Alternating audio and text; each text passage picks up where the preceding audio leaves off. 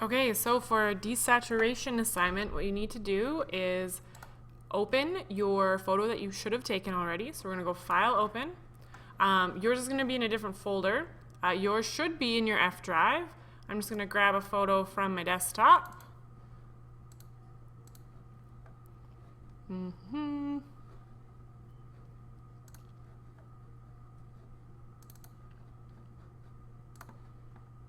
So, File, Open to get the photo that you want. Then we're going to use some different selection tools to select our color. There's a few different options. So here on the left, there is our magic wand tool. So that will grab different colors. Okay. Depending on what you have here for your tolerance is how many colors related to the one you picked it will choose. So right now it's at 100, it's at a lot, so it's grabbing a lot of space. But if I had it at, say, 30, it's grabbing a little bit here. Now, if I wanted to add to the selection, because if you notice, if I click around, it doesn't keep the previous selection. If I hold down Shift on my keyboard, I get a little plus sign beside it, and I can add to it. So if I'm wanting, let's try 50. I'm wanting it to grab more things. Okay, so that's one of our options. Another option, so if you don't like a selection, I can go Edit, Step Backwards. You can also go Control D on your keyboard, so it's deselecting it, so Control D. Another thing you can do is use your Quick Selection tool. So this one will add to different selections as you go. This one works sometimes, but like looking at it right now in here, it's grabbing this black area, which I wouldn't necessarily want. So there's different ways we can use these selection tools. Okay, so there's that. Or another option which I showed you was to use the color range. For this desaturation project, that might be your best bet to start with. So you're going to go Select Color Range.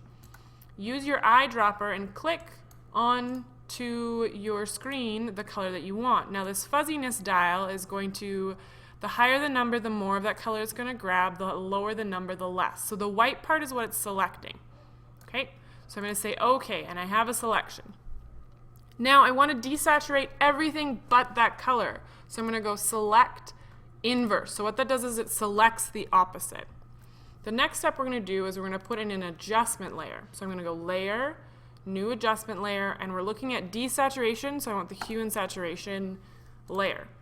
The next thing I'm going to do is take this saturation and bump it all the way down to the left there. Okay. Now, what we've done is we've created a layer mask. So here on the left, whatever is dark is being masked by the adjustment there. Everything that's white has the adjustment happening to it. If I wanted to go in and touch things up, then you make sure that this part is highlighted, and you're going to go in with your brush, and whatever's white will be black and white, and whatever's black is keeping the color. So I can switch my colors back and forth here, so I can show you when I go in and draw black, it brings the color back. Okay. So if I'm looking at in here, I want a little bit more color in there. Maybe I want a little bit in there. Okay, this one did pretty well. Missing a little bit back there. So with your brush, a few things to note. This slider right here, if the hardness is at 0%, it's a fine mist of that color. If it's all the way to 100, it's like a big Sharpie paint pen. Okay, so it's gonna be a really sharp, harsh line. So a lot of times I suggest that you start a bit lower. I'm noticing the tip of this flower is missing some color. So to remember to zoom in is Control plus, to zoom out is Control minus. I'm gonna change the size of my brush so it's a little bit smaller and fill that in, okay? Your brush, you can change the size here, or you can use your 2 bracket keys, okay? So now I have my final image. If you aren't done and class is over, save it as a PSD. If you're done, save it as a JPEG.